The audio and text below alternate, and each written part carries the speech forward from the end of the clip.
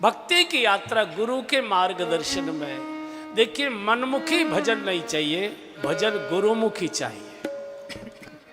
बिना गुरु के भजन फलित नहीं होता। शास्त्र पढ़ने से योग्यता बढ़ सकती है, प्रवचन क्षमता बढ़ सकती है, शास्त्रार्थ महारथी की पदवी प्राप्त हो सकती है, लेकिन भगवत प्राप्ति तो गुरु की कृपा से ही होती है। जैसे बिना वर के कन्या अधूरी मानी जाती है, ऐसे बिना गुरुवर के शिष्य भी अधूरा माना जाता है। मनमुखी भजन नहीं चाहिए, गुरुमुखी भजन चाहिए। कोई न कोई की, अब कई लोग कहते हैं गुरु तो बनाना चाहते, लेकिन कहाँ मिलते हैं गुरु? गुरु खोजे नहीं जाते, गुरु होते हैं, गुरु का दर्शन किया जाता है। अगर हम गुरु खोज रहे हैं, इसका अर्थ है कोई नक्शा हमने अपने मन में रखा हुआ है, ऐसे होंगे, ऐसे होंगे, ऐसे होंगे, उनको ये आता होगा, ये आता होगा, ये आता होगा। आप किसी जादूगर के चक्कर में फंस जाओगे, गुरु तो नहीं मिलेगा। गुरु माने जहाँ नेत्र टिक जाएं, जहाँ शीश झुक जाए, जिन चरणों में अपने आप बिना प्रयास के हाथ बढ़ जाएं, जिनके पास बैठकर मन को शांति मिले, समाधान मिले, सुकून मिले, जिनके पास बैठकर रोने की इच्छा हो, जिनके चरणों को छोड़कर अलग जाने की इच्छा ही न हो, जिनकी याद सताने लगे, फिर वो कोई भी हो सकते हैं। उन्हीं के चरणों में बैठ जाइए, उन्हीं से मंत्र ले लीजिए, उन्हीं के बताए मार्ग पर बढ़ जाइए, यात्रा पूरी हो जाएगी। हम खोजते फिरते हैं। देखिए, जैसे कन्या का वर, ये दो चीज विधाता के यहाँ से तय है। बिटिया का वर और शिष्य का गुरुवर, ये ईश्वर के यहाँ से तय होता है, भगवान तय करता है। हम कैसे ढूंढ सकते हैं? हम कैसे ढूंढ सकते? वो तो वही कृपा करते हैं तो प्रकट होते हैं। और मैंने संकेत दे दिया, जिनका दर्शन करते ही मन का ऊहापोह समाप्त हो जाए, शीश झुक जाए, नेत्र डबडबा जाए, हाथ चरणों की ओर बढ़ जाए, बार बार इच्छा हो, इन चरणों की कृपा मिले तो बेड़ा पार हो सकता है। फिर वो कितने पढ़े लिखे हैं, कितना उनका नाम यश है, कितने लोग उनको सुनने आते हैं, देश में कितने लोगों में उनकी ख्याति है। ये सब बेकार की बात है, ये सब व्यर्थ की बात है। जादूगरों में फंस जाओगे। जादूगर मत खोजिए कि चुर्रट करके रुपया डबल कर दें और व्यापार बढ़वा दें, चुनाव की टिकट दिलवा दें और उसका सत्यानाश कर दें, मारे जाओगे। भगवत प्राप्ति के लिए जहां मन टिक जाए, रुक जाइए, रुक जाइए। खोजे नहीं जाते, कहाँ खोजोगे? होते हैं। और गुरु कभी न जन्म लेते हैं न मरते हैं, दो ही घटनाएं होती हैं, गुरु प्रकट होते हैं और गुरु अंतर ध्यान होते हैं। गुरुओं की मौत नहीं होती, न गुरुओं का जन्म होता है, प्रकट होते हैं, अंतर ध्यान, कभी मरते नहीं, मरते नहीं। शबरी को गुरु अगर मर गए होते तो कैसे भगवान मिलते? भगवान शबरी के द्वार के बाहर खड़े, और मतंग ऋषि का शरीर छूट चुका था 30-35 वर्ष पहले जब शबरी आई थी, लेकिन आत्मा मंडरा रही थी। आत्मा, शिष्य को अधिकार है गुरु को त्याग सकता है, लेकिन गुरु की मजबूरी है, जब तक शिष्य को बेड़ा पार नहीं करा देता, उसको बार बार जन्म लेकर आना पड़ता है, बार बार जन्म। बेटे को स्वतंत्रता है कि माता पिता को छोड़ सकता है, लेकिन बाप की मजबूरी है कि मरने से पहले सारी संपत्ति उसी नालायक लड़के को देना पड़ता है उसे, उसकी मजबूरी है। यही मजबूरी गुरु की हुआ करती है। तो शबरी कीर्तन कर रही थी, तो मतंग ऋषि की आत्मा ने कहा, शबरी देख। तो शबरी ने देखा कि आवाज तो गुरुजी की सी लग रही है, गुरुजी तो 35 साल पहले शरीर छोड़कर चले गए, मेरा भ्रम होगा। फिर कहा, शबरी देख। ऐसे क्या देखूं? तो चेतना ने कहा, शबरी देखी राम मेरे आए, शबरी देखी राम, अरे देख तेरे द्वार पर राम आए, मुनि के भजन समुझे जी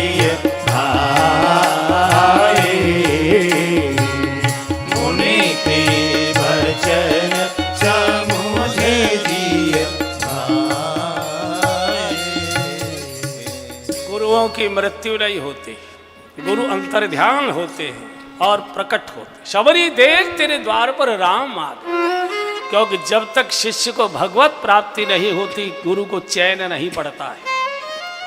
तो भगवान गुरुदेव के पीछे पीछे, और हमेशा गुरुमुखी भजन चाहिए, मनमुखी भजन नहीं। किसी न किसी गुरु के सानिध्य में कहीं न कहीं, और यहाँ से चलते चलते अहिल्या जी के द्वार पर ले जाकर खड़ा कर दिया। गौतम ऋषि का आश्रम, एक बड़ी भारी शिला। भगवान का गुरु जी क्या लीला है। विश्वामित्र जी का राघव जानकर बेटा अनजान मत बनो, तुमको मालूम नहीं ये अहिल्या है, गौतम ऋषि की पत्नी है। जरा सी भूल हो गई थी, इससे पति ने इसको शापित किया है, तभी से पथराई पड़ी है। राघव इस पर कृपा करो, कृपा करो रघुवीर। जनकपुर जाने के बहुत सारे रास्ते थे बक्सर से। विश्वामित्र जी का आश्रम बक्सर में था, बक्सर में ही सिद्धाश्रम है जहाँ मामा जी का आश्रम है। तो किसी और रास्ते से जा सकते थे, लेकिन गुरु की महिमाएं के वो भगवान को अहिल्या के द्वार तक ले गया। क्यों?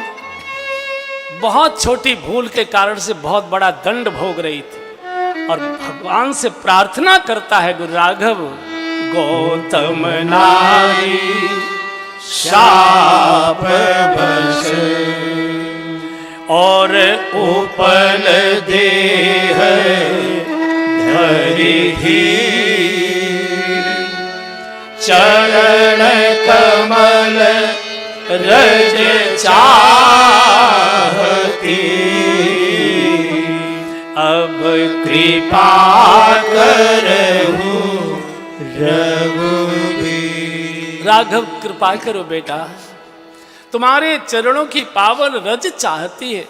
छोटी सी भूल ने, इनके पति ने बहुत बड़ा दंड दिया, इस लायक नहीं थी।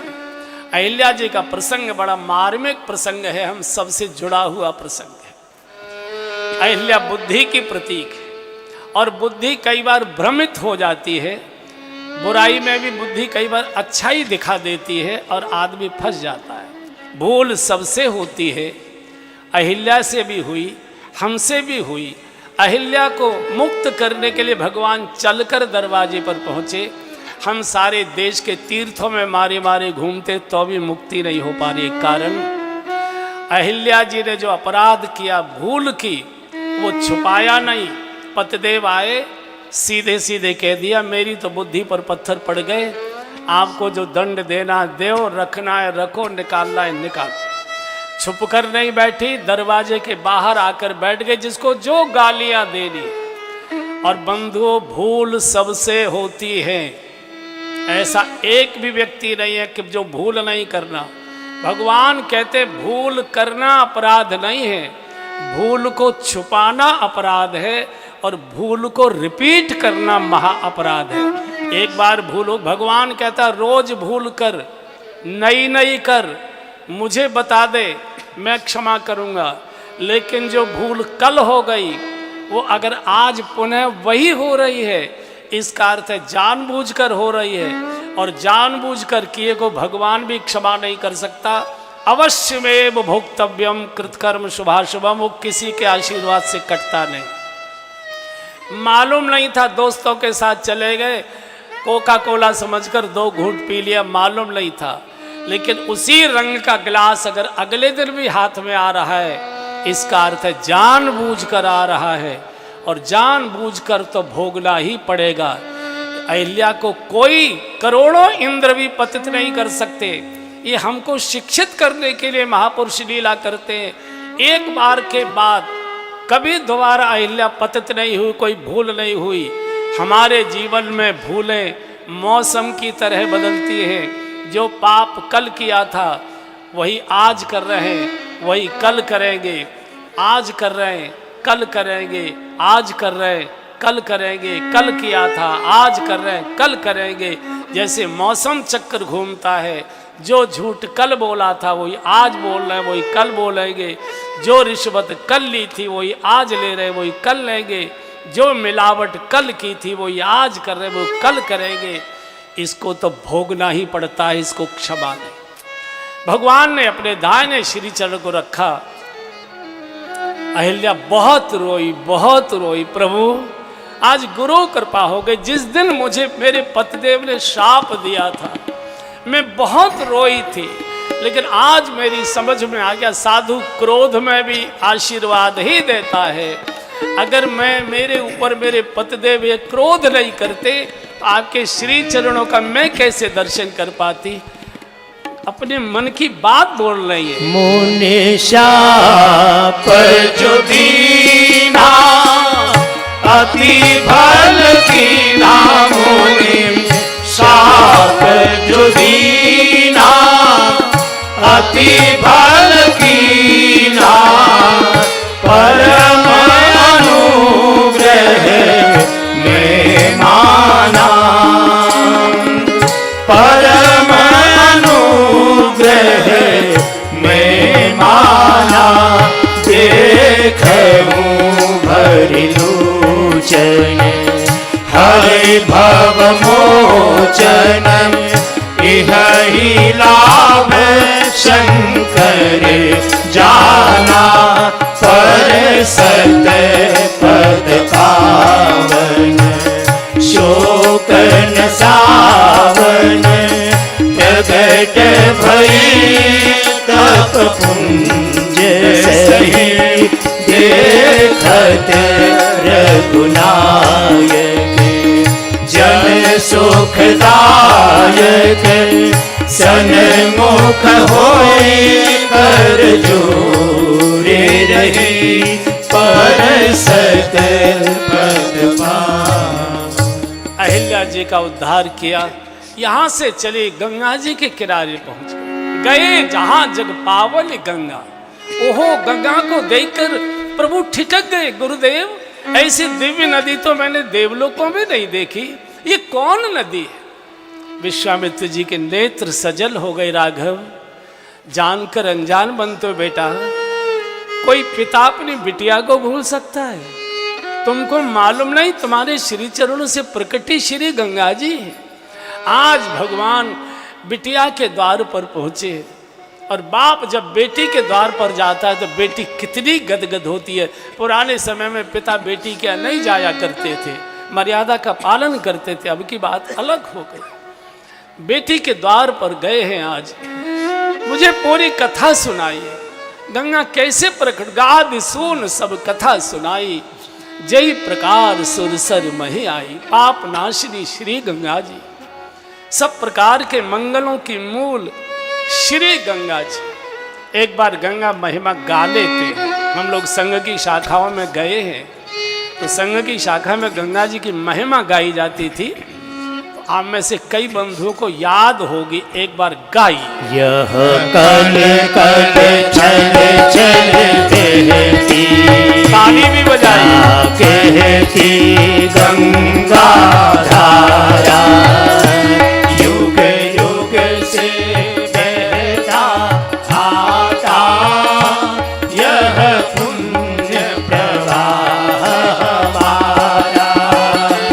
यह कल कल चल चल बहती, क्या कहती गंगा धारा, युग युग से बहता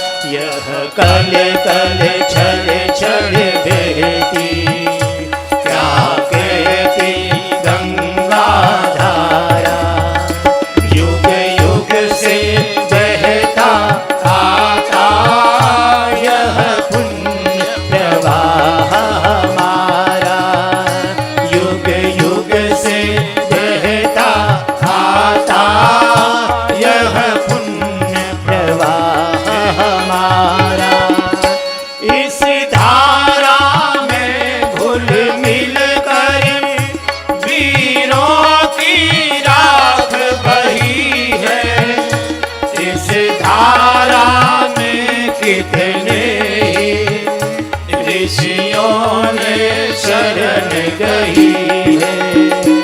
इस धारा में घुल मिल कर वीरों की राख बही है। इस धारा में कितने ही ऋषियों ने शरण गई है। इस धारा की गोदी में खेला इतिहास हमारा।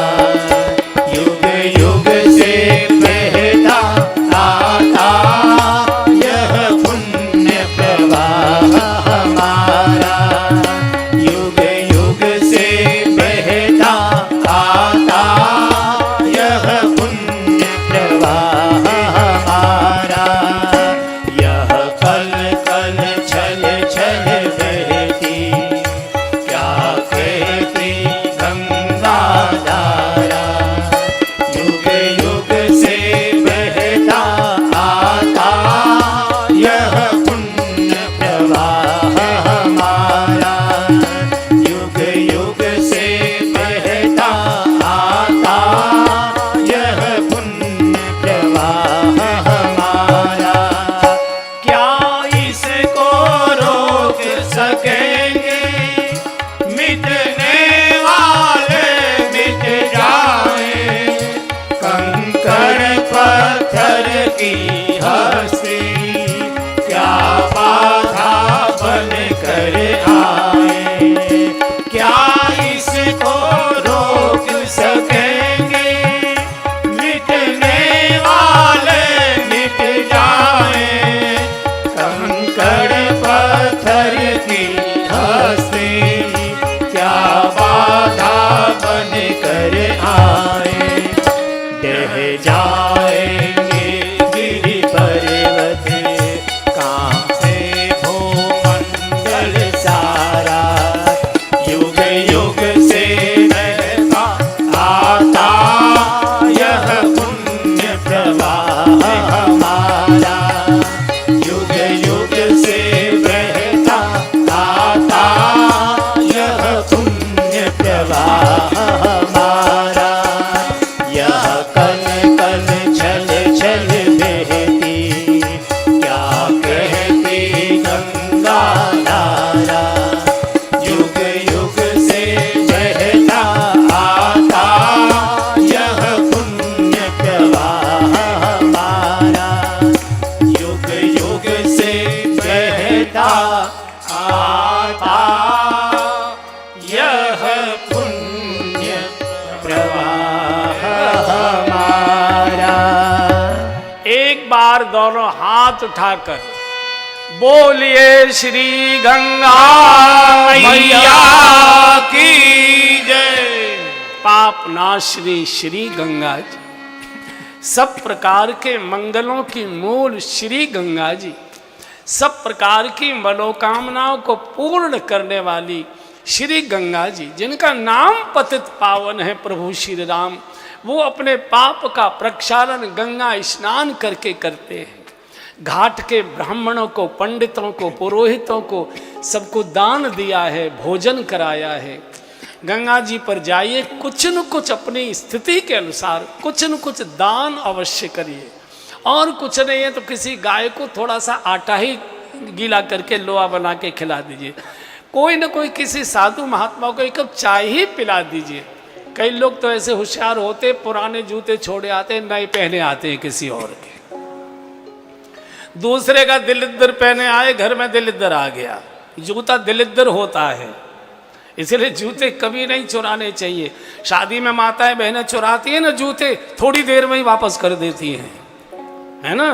जैसे ही हरा नीला नोट देखा, बोले ले जाओ दिलिद्दर अपना। और मेरा निवेदन है व्यासपीठ से, प्रत्येक हिंदू को प्रतिदिन गंगा स्नान करना चाहिए, प्रतिदिन गंगा स्नान। अब आप कहेंगे रोज तो गंगा जी नहीं जा सकते, यहाँ से कौन सा घाट पड़ता है पास गंगा जी का है? यहाँ से गंगा जी का घाट कहाँ का पास पड़ता है? कानपुर का। अब यहां से रोज तो कानपुर नहीं जाया जा सकता। कानपुर की गंगा जी को अपने बाथरूम में बुलाइए, ठीक है? अच्छा ये बताओ, सब लोग रोजाना नहाते हो कि नहीं, या मेरे जैसे हो? हैं? हमको तो भगवान ने नहला के लीलटनों पर लगा के भेजा है। बाथरूम में नहाते हो? बाथरूम में पानी से बाल्टी भरिए, ठीक है? और स्नान करते समय कुछ न कुछ तो गाते ही हो।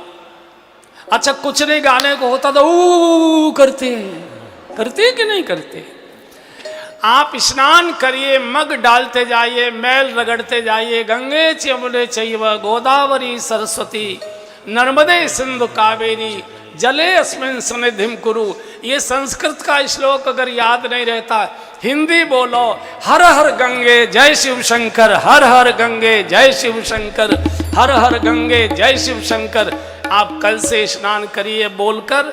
स्नान तो आपने अपने घर के बाथरूम में किया होगा, लेकिन जब निकल कर बाहर आओगे आपको ऐसा लगेगा कि कानपुर में गंगा जी के घाट पर गोता लगाकर बाहर आए हैं। इतने पवित्रता से भरे नित्य गंगा स्नान हिंदू को करना चाहिए। गंगे च यमुने चैव गोदावरी सरस्वती नर्मदे सिंधु कावेरी जले अस्मिन् सन्निधिं कुरु। और यहाँ से गंगा पार कर जनकपुर की सीमा में प्रवेश हुआ। बिल्कुल सीमा पर जनक जी का एक बहुत विशाल बाग था, सरोवर बीच में था। तो विश्वामित्र का राघव स्नान की भी बड़ी सुंदर सुविधा है, ठहरने की भी बड़ी सुंदर छायादार आम का बाग है, यही रुक जाते हैं। और साधु तो बाग में ही रुकता है। बाग कहते हैं संतों की सभा को, संत सभा चहुदिश अवर आई। साधु तो संतों के बीच में रुकना। रुक गए। जनक जी के सेवकों ने जाकर दौड़कर जनक जी को समाचार दिया, महाराज महाराज की जय हो, महाराज महर्षि विश्वामित्र पधारे हैं और उनके साथ दो बड़े दिव्य राजकुमार आए।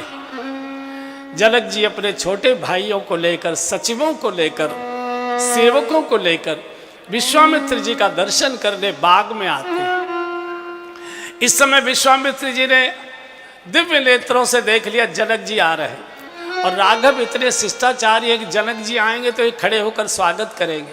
मैं चाहता हूं मेरे राम का स्वागत खड़े होकर जनक जी करें। तो कहा लखन राघव अरे बाग घूमे आओ, देखो कितना सुंदर। इधर बाग घूमने दोनों भाई गए, इधर जनक जी ने आकर साष्टांग प्रणाम किया, ऋषिवर मुझे अपना तो पुण्य कोई नहीं ध्यान में आ रहा है, मुझे ऐसा लगता है कि मेरे पूर्वजों ने कोई बड़ा पुण्य किया है कि जिसके परिणाम स्वरूप आप जैसे महापुरुष के श्री चरण मेरे नगर में आए हैं। मैं कितना भाग्यशाली हूँ।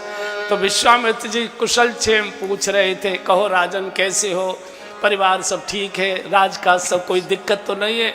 चर्चा कर ही रहे थे, इतने में तो ते ही अवसर आए दो भाई, ते ही अवसर आए दो भाई, गए रहे देखन फुलवारी, गए रहे घटना घटित हो गई। फुलवारी उठे सकल जब रघुपति आए, उठे सकल जब रघुपति आए, विश्वामित्र निकट बैठाए, विश्वामित्र निकट बैठा। किसी ने उत्तिष्ठ की आज्ञा नहीं दी कि सब खड़े हो जाएंगे। कोई महापुरुष ऐसे होते जिनके आते ही स्वतः लोग खड़े हो जाया करते। उठे सकल जब रघुपति आए, विश्वामित्र जी के नेत्र छलछला गए, मेरे राघव के रूप का जादू चल गया। पास बिठाया तो टकटकी लगाकर विदेह भगवान को देख रहे।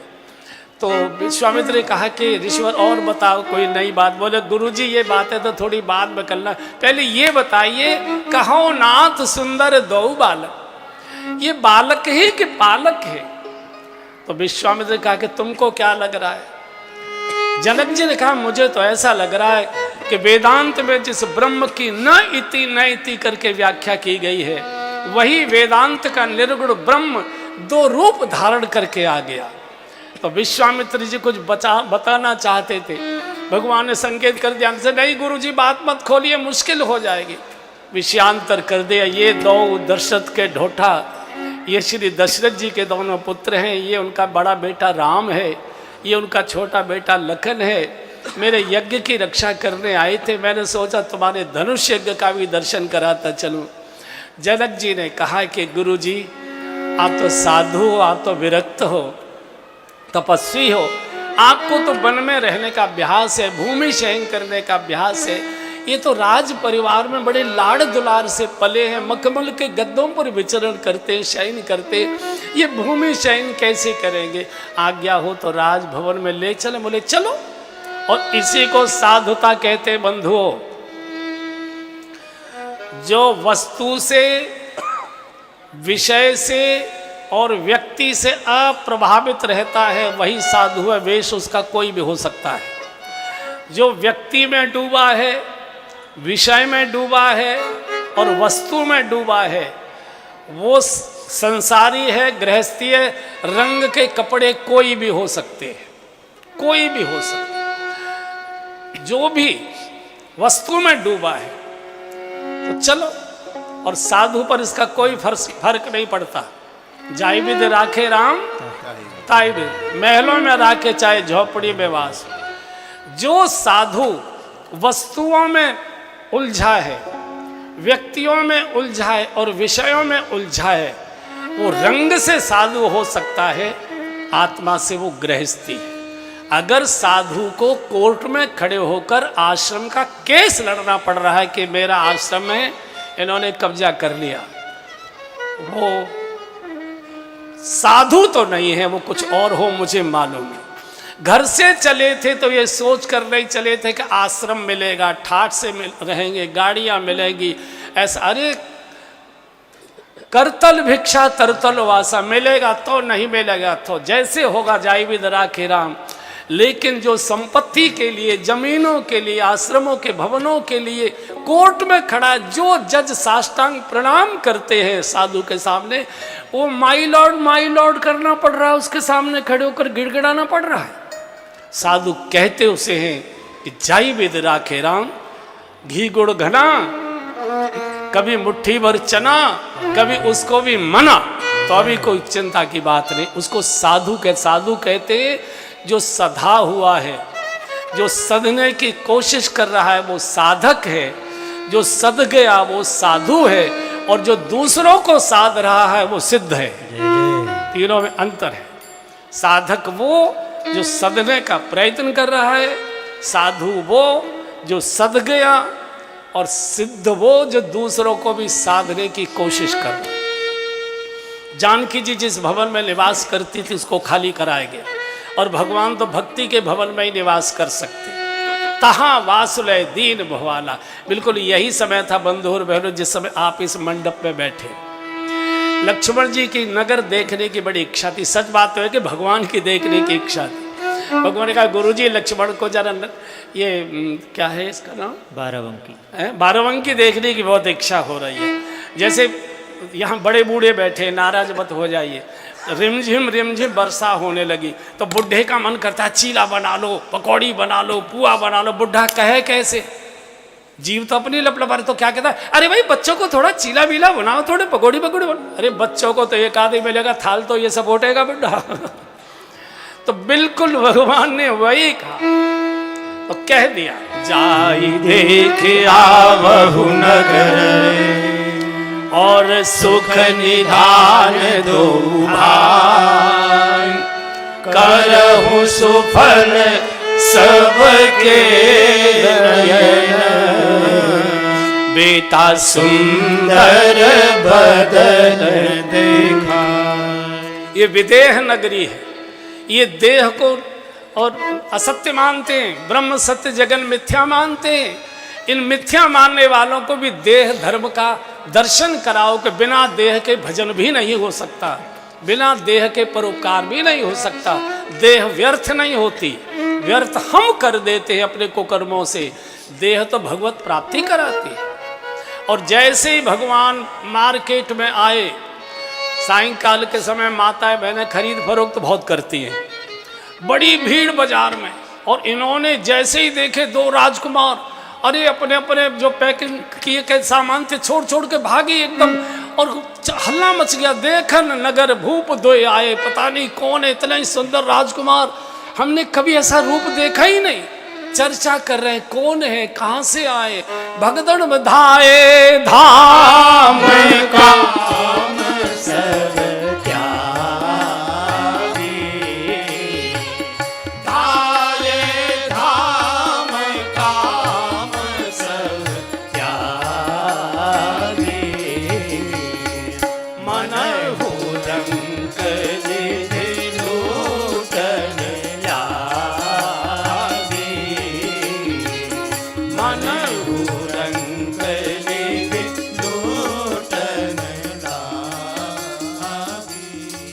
जैसे भिखारियों को पता लग जाए कि उस चौराहे पर माल लुटाया जा रहा है, जैसे भिखारी लदर पदर भागते, ऐसे भागे जनकपुर के ज्ञानी नागरिक। ज्ञानी तेज भी नहीं चलते, ज्ञानी की चाल बहुत स्थिर होती है। धाए मैं न रह जाऊं, धाए धाम काम सब त्यागी। भगवान का लखन बाजार में बड़ी भीड़ है, एक छोटी सी पतली ठटेरे वाली गली में घुस गए। यहाँ भी तो होगी ना ठटेरे वाली गली, है कौन सी गली है, कौन सी गली है यहाँ? मालिन वाली गली है? अरे इतनी जोर से यहां तो बोल लो, घर में तो बोलने नहीं देती है। चलो अच्छा कोई थी, मेरे ही कान बंद है तो मुड़ गए। जैसे गली में मुड़े, एक बहन अपने केस धोए थे उसने, उस दिन द्वादशी थी तो वो केस सुखा रही थी। उसने देखा दो बड़े सुंदर राजकुमार जा रहे हैं। अच्छा, माताओं को सौंदर्य देखने की बड़ी लालसा होती है। आपने देखा कि बारात देखने के लिए पुरुष नहीं भागते, बारात देखने के लिए माताएं पागलों की तरह भागती है। पहले बारातें सायंकाल निकला करती थी और सायंकाल रोटी पानी बनाने का समय होता था, आटा मल रही है, और जैसे बारात के बाजे बजे बारात आगे छोड़कर सने हाथ आटे से भागेंगी। और कई बार तो बारात देखने में इतनी पागल हो जाती है कि छज्जा ही गिरा देती है, एकदम दुर्घटनाएं हो जाती। मैंने एक बहन से पूछा, ये बहन लोग इतनी बावली क्यों हो जाते हैं दूल्हा देखने के लिए? बोले मिलान करने जाती है, हमारे जैसे हैं कि किसी और तरह के हैं। मैंने कहा मान लो और तरह के भी हुए तो ढोना तो अपना ही पड़ेगा, दूल्हा तो बदला नहीं जा सकता, वो जो मिल गया वही ढोना पड़ेगा। लेकिन उनमें एक आकर्षण होता है। उसने सामला मालिक, उसने उसको कहा युवती भवन झरोकन लागी, राम रूप देखे अनुरागी। अरे सखी, जो आगे वाले सांवले सलोने, ये तो जानकी जी के लायक है। सुन सखी, ये तो सांवले सलोने, ये तो जानकी जी। और दूसरी बोली जानकी जी के साथ कैसे विवाह हो जाएगा इनका? क्यों? बोले धनुष इतना कठोर है और ये इतने कोमल है, ये कैसे धनुष तोड़े? तीसरे ने कहा तुम चिंता मत करो, मुझे लगता है अभी जनक जी ने इनको देखा नहीं, इनको धनुष तोड़ने की आवश्यकता ही नहीं पड़ेगी। जैसे ही जनक जी देख लेंगे प्रतिज्ञा छोड़कर वैसे ही जानकी जी को इनके साथ विदा कर देंगे। लेकिन भगवान किसी भी कीमत पर ऊपर की ओर देखने को तैयार नहीं। सखियां रो रही। लक्ष्मण जी ने कहा प्रभु एक बार कृपा कर दो। बोले नहीं, नीचे को देख कि ये मायावी नगरी है, फंस जाएगा यहाँ। अच्छा, जब बहुएं बात कर रही थी तो एक बहू की सास थी लगभग 85-86 साल की, और अच्छी लड्डू कचौड़ी खाई हुई थी वो बूढ़ी माता जी, काफ़ी अच्छी। तो वो दूर बैठी छत पर धूप सेक रही थी, तो बहुओं की बातें सुन रही थी। अच्छे जो बूढ़ी माताएं होती है ना, ये वैसे तो बहुत ऊंचा सुनती है, पर बहुओं के फुसफुसाहट भी सुन लेती है। पता नहीं कौन सी मशीन इनके कान में होती है। तो बैंत टेकते टेकते बूढ़ी माँ आई। बोले क्योरी बीननी हो? यहाँ भी बहुओं को बीननी कहते हैं? नहीं कहते। कहाँ कहते मालूम है? राजस्थान में। राजस्थान में बहू को बीननी कहते हैं। मैं झुंझुनू गया था कथा करने पिछले वर्ष, तो मैंने वहाँ पूछा एक माँ से कि यहाँ बहुओं को बीननी क्यों कहते हैं? बोले आपको मालूम नहीं है, कितनों में से भी एक को बीन के लाते हैं, इसलिए बीननी। तो उसने कहा क्यों नहीं बीननी हो, मैं इतनी देर से सुनाई हूँ बरसामरो जानकी जोगू, बरसामरो जानकी जोगू। मान लो जानकी जी का इनके साथ विवाह हो भी गया तो तुमको क्या लाभ होगा। तो एक सखी ने, बहू ने कहा कि माँ बहुत बड़ा लाभ होगा। क्या होगा? बोले बार ही बार स्नेह वश और जनक बोलाओ बसी, लेने आई रही बंधु दो, कोटि काम कमनी। जानकी जी जनक जी की बहुत लाडली बिटिया है और जानकी जी का इनके साथ अगर विवाह हो गया तो ये बार बार जनक जी लाड़ के कारण से जानकी जी को बार बार मायके में जनकपुर बुलाया करेंगे और ये राजकुमार जल्दी जल्दी बार बार जानकी जी को विदा कराने के लिए जनकपुर आया करेंगे और हमको घर बैठे इनका दर्शन होता रहेगा। इससे बड़ा और क्या हमारा सौभाग्य हो सकता है। लक्ष्मण जी हाथ खोल दिए, नहीं प्रभु अब मैं नहीं जाने दूंगा। कैसी सुंदर बात कर रहे।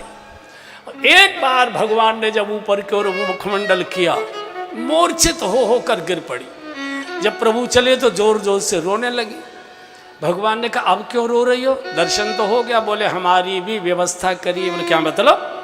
बोले हमने तो अपना मन आपको अर्पित कर दिया, अब बिना मन के इस तन का यहाँ क्या करेंगे। या तो हमको साथ लेकर चलो, नहीं आपका नाम लेकर हम आत्महत्या करेंगी, आपको पाप लगेगा आत्महत्या का। भगवान ने कहा ले लखन कर ले सिफारिश हो। बोले मैं नहीं ले जा सकता। तो बोले हम आत्महत्या करती है। बोले मरने की धमकी मत दो। तो बोले हमको साथ ले चलो। भगवान ने कहा नहीं साथ तो नहीं ले जा सकता, लेकिन तुम कुछ दिन प्रतीक्षा कर सकती हो। सखियों ने कहा कब तक? बोले द्वापर तक की। भगवान ने कहा इस बार तो मर्यादा का अवतार लेकर आया हूं, लेकिन द्वापर में सबकी सब चली आना बेरोक टोक, सबको रखूंगा, सबको मकान बना के देंगे, चिंता मत करो।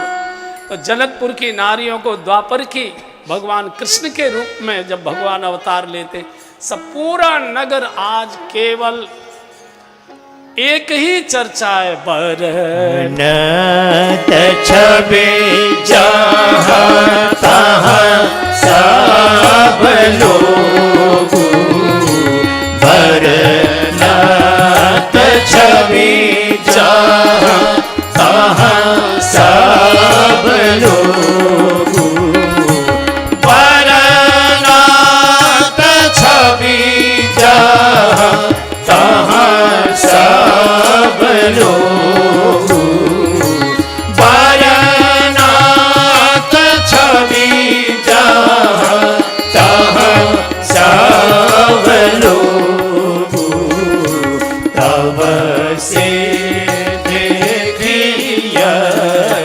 देखन जोग, अब से देखिए